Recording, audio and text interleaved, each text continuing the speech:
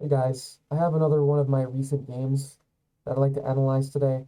And as per the title, it involves some interesting positions that involve checks, captures, and attacks, which are all moves that we need to be in tune with as chess players.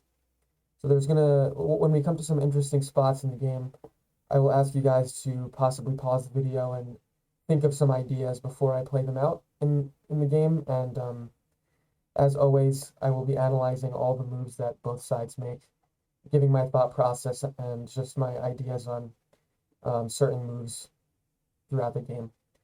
Before I get started, I just wanted to remind you to please like and subscribe if you guys enjoy my videos. Okay, so let's start. I'm playing with the black pieces here, and white plays e4, e5, and white plays f4, and this is known as the King's Gambit. I don't know if I mentioned this in any of my previous videos, but a gambit opening always involves a player sacrificing a pawn, at least, to gain some advantage in the game. So typically that advantage is realized as very quick development or early control of the center, or possibly putting your opponent's king in a weakened position in the beginning of the game. Sometimes gambits involve sacrificing multiple pawns. Sometimes they even involve sacrificing entire pieces in the beginning. It just depends on the type of gambit. So what's way more popular than the King's Gambit is actually the Queen's Gambit, which is d4, c4. It's called the Queen's Gambit because they're the Queen's pawns on the Queen's side. This is called the King's Gambit because e4 and f4 are the King's pawns. So I don't see this opening very often, and I actually didn't and don't really. Well, I've learned, but I did not know really how to handle this opening or how to prepare for this. My thought process here was I didn't want to take this pawn because I figure if my opponent's playing the King's Gambit, he probably knows how to play if I capture this, because that's probably the most common move. So I didn't want to play into his preparation, essentially. So I played d6, just supporting my pawn. He plays knight f3, attacking my e5 pawn a second time, and I defend.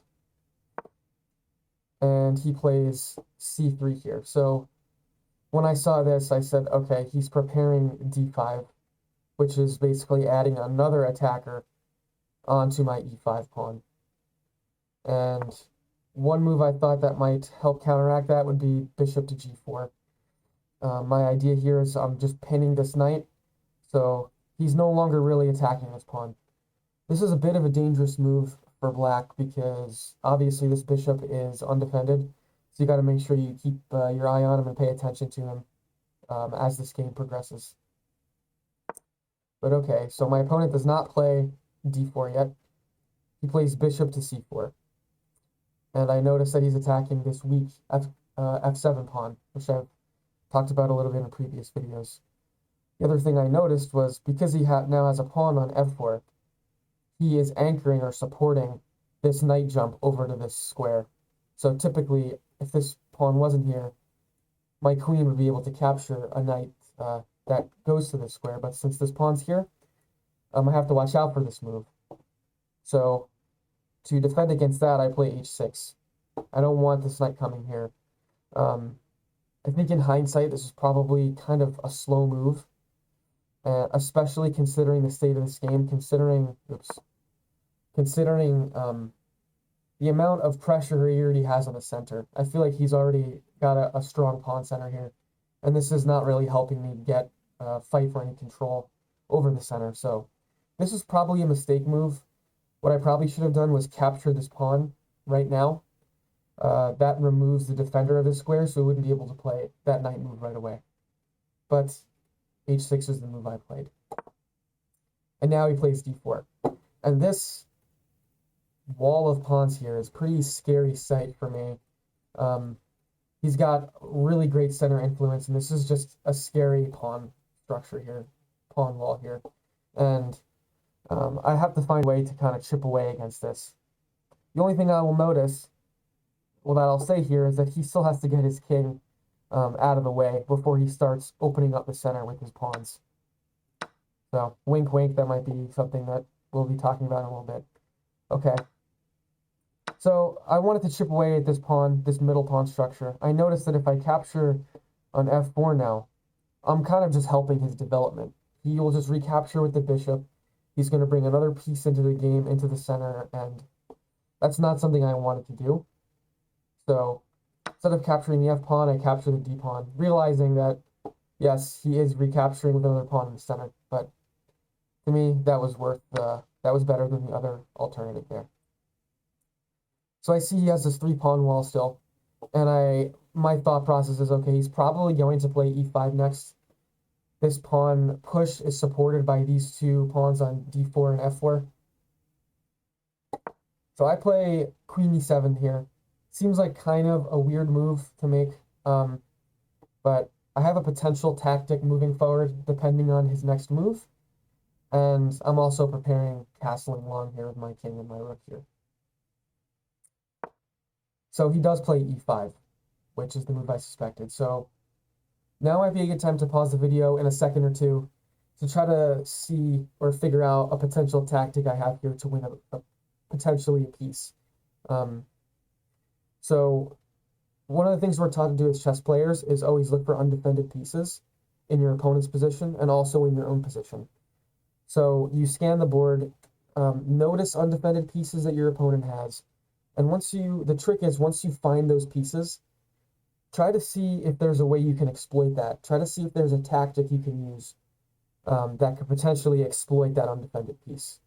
Okay, so I would suggest pausing the video here and trying to find the tactic that I used in a moment. Okay, so the move I play here is he captures on e5. The undefended piece that I scanned and noticed was this bishop right here on c4. It's got nobody defending it. And more than that, I noticed that his king is still vulnerable here. So as soon as I move this d6 pawn out of the way, I'm creating an avenue to check my opponent's king. So I capture the pawn here, and he recaptures, and I continue with this tactic. So I played queen to b4 check. And you should probably pause the video again in a second because there's a decent move white can play here that actually blocks this check and also basically makes it so they're not actually losing a piece. The move that I suspected him to play. So go ahead and pause the video again or think about it really quick. See if you can find the only decent move for white here. Okay, so the move I was expecting him to play was knight to d2.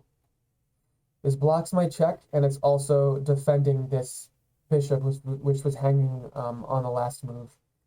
So that's what I was expecting, and what I was expecting to do from there was castling queenside. Notice that because he moves this knight here, that's the only reason I can castle, because he's blocking his own queen's scope down this file here.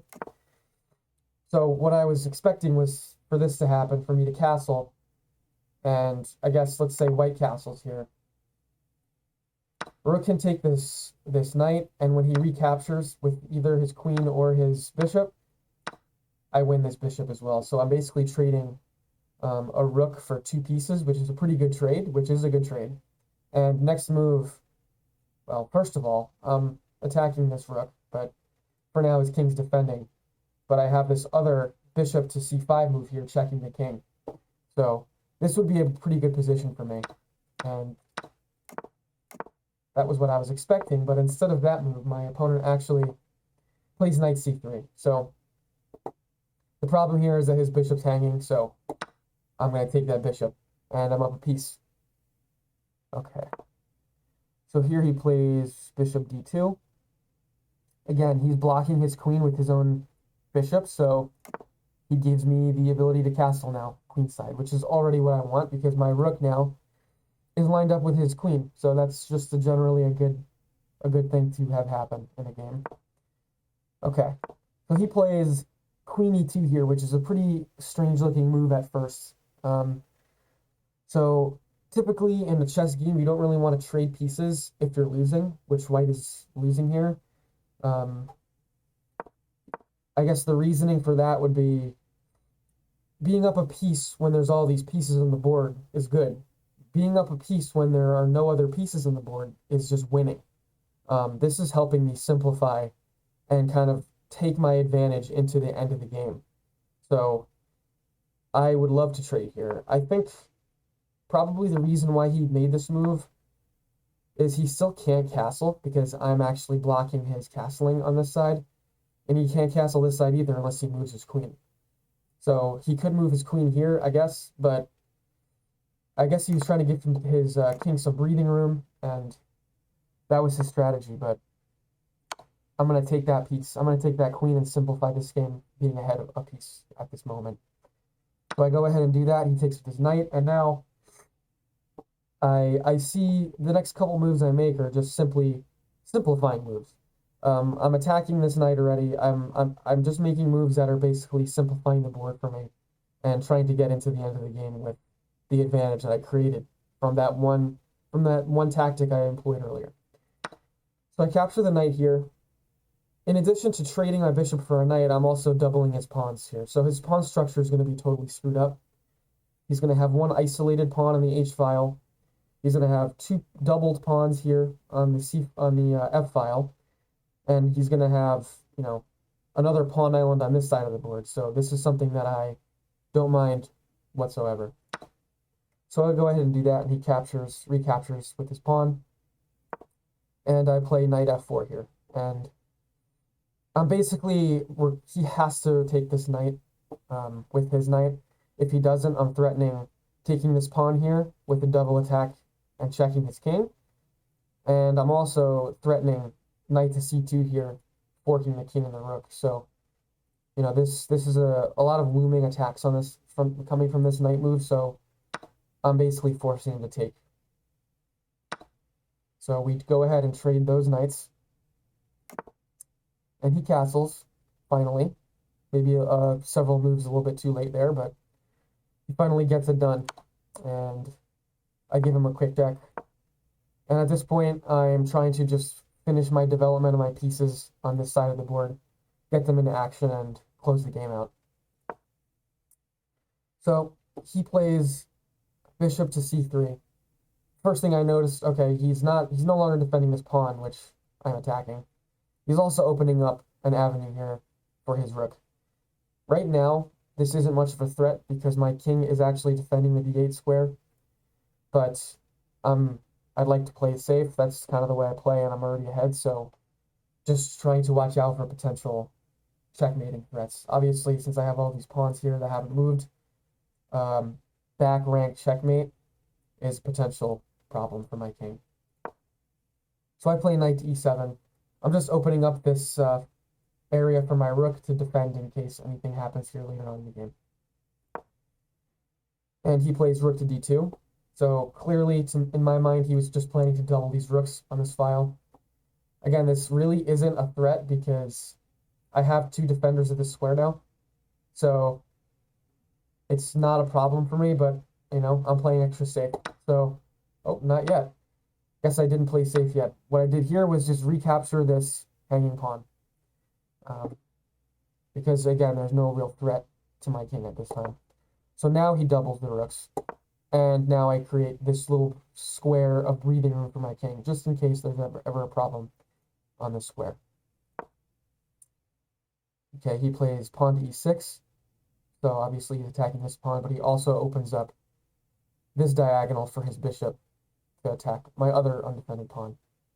But here I'm already up a piece and a pawn. I'm not super worried about losing a pawn or trading pawns or anything. So I just go ahead and take that e6 pawn. And he grabs my undefended pawn on g7. And I'm in fact giving up this extra pawn as well on h6. I'm willing to give it up to create an open file for my rook here towards the end of the game. That was my thought process there. And he goes ahead and takes that pawn. And here we have another interesting position. So see if you guys can notice an attack that wins this bishop for black here. So we already talked about a move that involves a check and a capture, and now this is all about the attack. So see if you can figure out a way to win this bishop for black, and I'll give you a few seconds.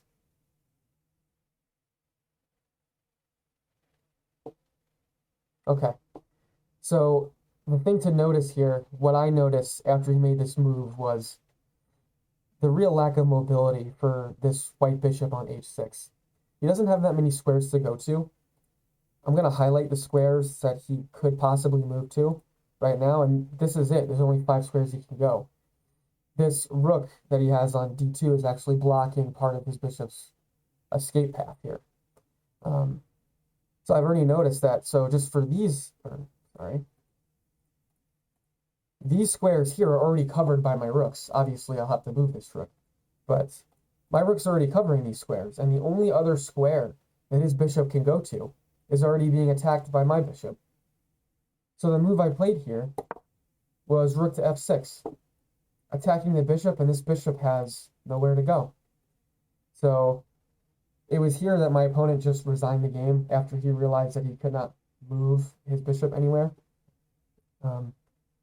After this game was over, I did analyze it a bit, and I actually noticed that he could have played pawn to b4 here. So basically, this would involve sacrificing a pawn instead of a bishop. Let's say he plays this, I'll have to recapture. And once he moves his rook here, attacking this bishop, let's say I move back.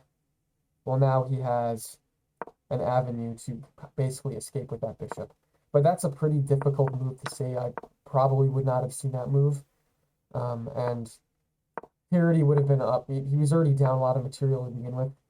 But yeah, I mean, this basically ended the game. It was a pretty nasty attack.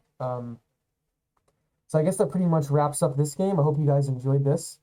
My next video is going to be pretty interesting. I have a very unique puzzle to show you guys that I'm actually really excited about. So I hope you don't miss that one. I'm looking forward to it, and I'll see you guys next time.